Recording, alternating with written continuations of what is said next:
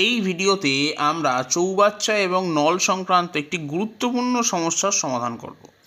এখানে বলা হয়েছে এ নল বি নলের 3 গুণ ক্ষমতা সম্পন্ন। একটি খালি চৌবাচ্চা বি নলের দ্বারা পূর্ণ করতে যে সময় লাগে এ নলের তার চেয়ে 12 মিনিট সময় কম লাগে।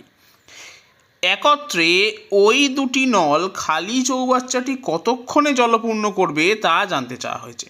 আমি ধরে নিচ্ছি যে বি নলের ক্ষেত্রে যে সময় লাগে তা হলো x মিনিট।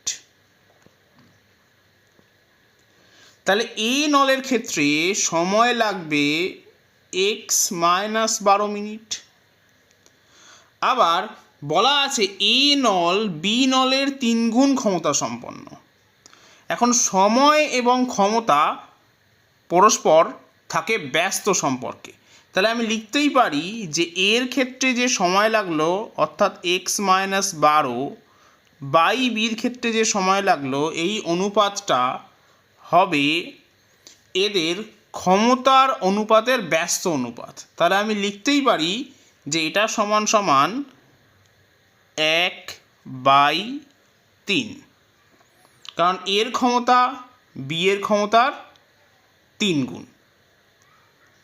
তাহলে এখান থেকে আমি লিখতে পারি যে 3x - 36 সমান x, তার মানে 2x সমান 36, তাহলে x সমান 18। তাহলে বি নলের ক্ষেত্রে সময় লাগছে 18 মিনিট। তাহলে এ নলের ক্ষেত্রে সময় লাগবে 18 - 12, তার মানে 6 মিনিট।